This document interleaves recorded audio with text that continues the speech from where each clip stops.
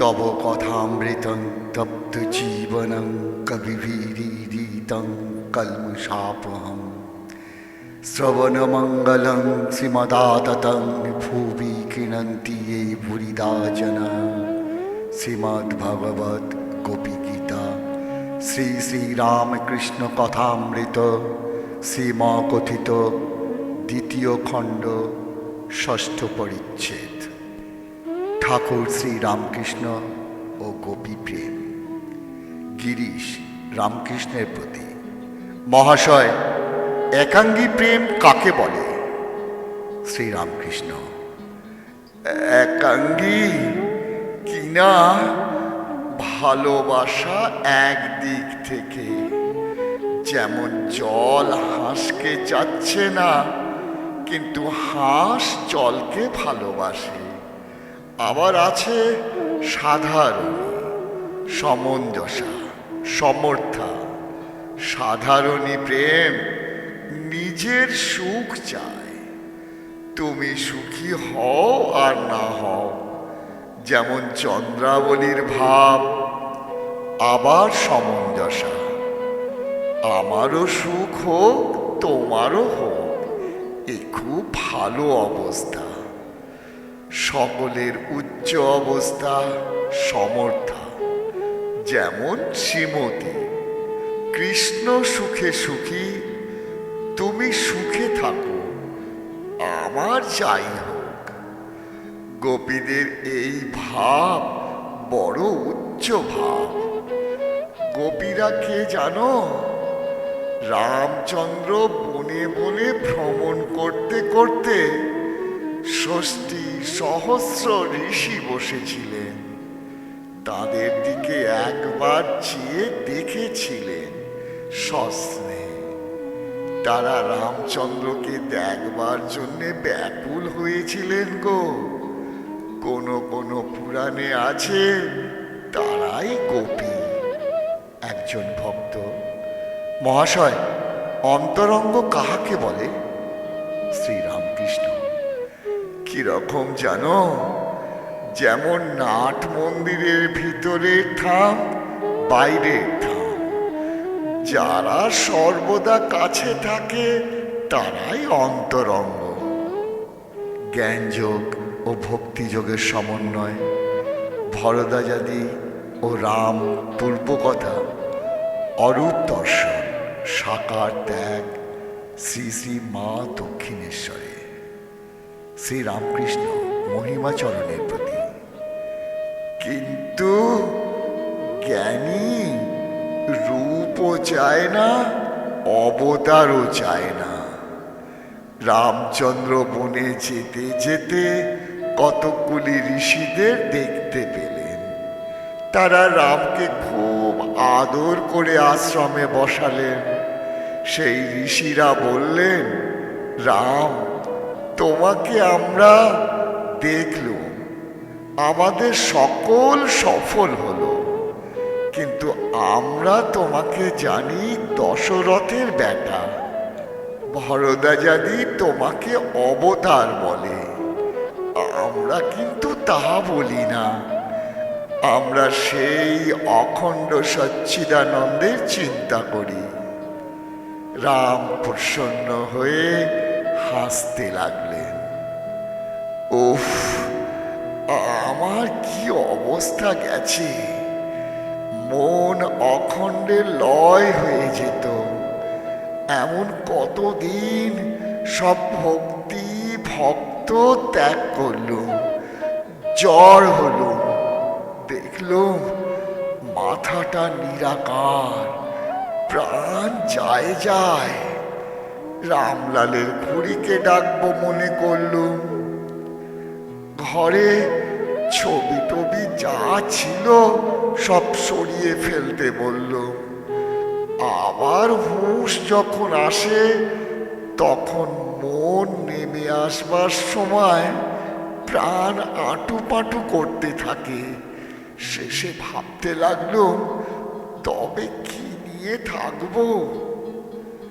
তখন ভক্তি ভক্তের ওপর মন এলো।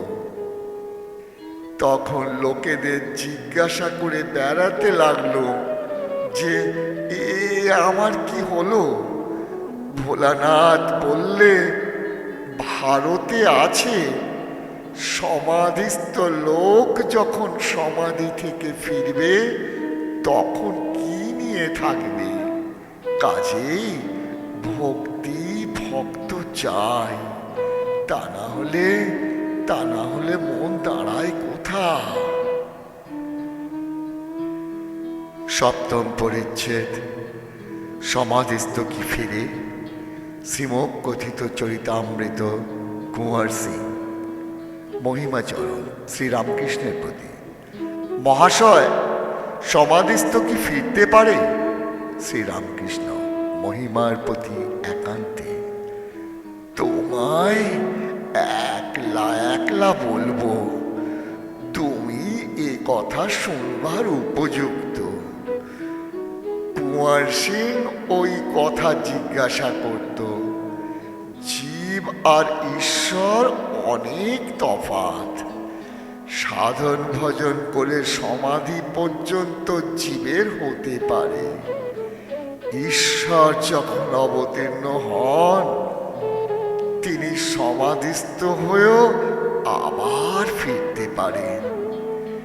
জীবের থাক, এরা যেন রাজার কর্মচারী।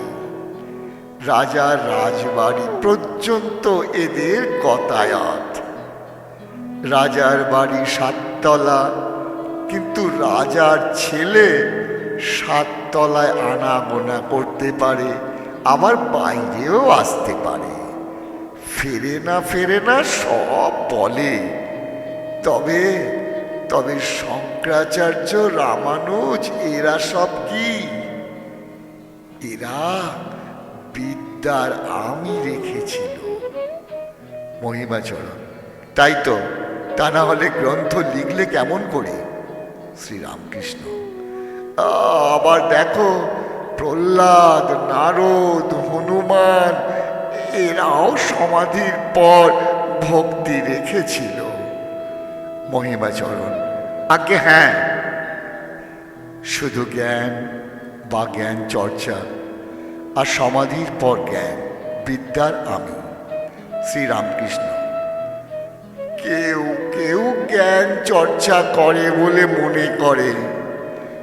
আমি কি হয়েছি, হয়তো একটু বেদান্ত পড়েছে, কিন্তু ঠিক জ্ঞান হলে অহংকার হয় না। অর্থাৎ যদি সমাধি হয় আর মানুষ তার সঙ্গে এক হয়ে যায়, তাহলে আর অহংকার থাকে না। সমাধি না হলে ঠিক জ্ঞান হয় না। সমাধি হলে তার সঙ্গে এক হওয়া যায়, আর অহং থাকে না। কিরকম জানো, ঠিক দুপুর বেলা সূর্য ঠিক মাথার ওপর ওঠে, তখন মানুষটা চারিদিকে চেয়ে দেখে আর ছায়া নাই। তাই ঠিক জ্ঞান হলে, সমাধিস্থ হলে অহংকার রূপ ছায়া থাকে না। ঠিক জ্ঞান হবার পর যদি অহং থাকে, তবে যেন বিদ্যার আমি, ভক্তির আমি, দাস আমি, সে অবিদ্যার আমি নয়। আবার জ্ঞান ভক্তি দুইটি পথ, যে পথ দিয়ে যাও তাকেই পাবে। জ্ঞানী একভাবে তাকে দেখে, ভক্ত আর একভাবে তাকে দেখে। জ্ঞানীর ঈশ্বর তেজময়, ভক্তের রসময়। শ্রীরামকৃষ্ণ ও মার্কণ্ডেয় চণ্ডী বর্ণিত অসুর বিনাশের অর্থ। ভবনাথ কাছে বসিয়াছেন ও সমস্ত শুনিতেছেন।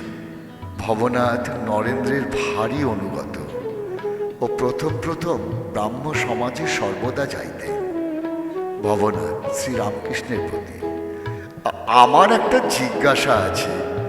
আমি চণ্ডী বুঝতে পারছি না। চণ্ডীতে লেখা আছে যে তিনি সব টক টক মারছেন, এর মানে কি? শ্রীরামকৃষ্ণ: ও সব লীলা। আমিও ভাবতুম ওই কথা, তারপর দেখলুম সবই মায়া। তার সৃষ্টিও মায়া, তার সংহারও মায়া। ঘরের পশ্চিম দিকের ছাতে পাতা হইয়াছে। এইবার গিরিশ ঠাকুরকে ও ভক্তদিগকে আহ্বান করিয়া লইয়া গেলেন। বৈশাখ শুক্লা দশমী, জগৎ হাসিতেছে, ছাদ চন্দ্রকিরণে প্লাবিত। এদিকে ঠাকুর শ্রীরামকৃষ্ণকে সম্মুখে রাখিয়া ভক্তেরা প্রসাদ পাইতে বসিয়াছেন, সকলেই আনন্দে পরিপূর্ণ। ঠাকুর নরেন্দ্র নরেন্দ্র করিয়া পাগল। নরেন্দ্র সম্মুখের পংক্তিতে অন্যান্য ভক্ত সঙ্গে বসিয়াছেন। মাঝে মাঝে ঠাকুর নরেন্দ্রের খবর লইতেছেন। অর্ধেক খাওয়া হইতে না হইতে ঠাকুর হঠাৎ নরেন্দ্রের কাছে নিজের পাত থেকে দই ও তরমুজের পানা লইয়া উপস্থিত। বলিলেন, নরেন্দ্র, তুই এইটুকু খা, এইটুকু খা। ঠাকুর বালকের ন্যায় আবার ভোজনের আসনে গিয়া উপবিষ্ট হইল।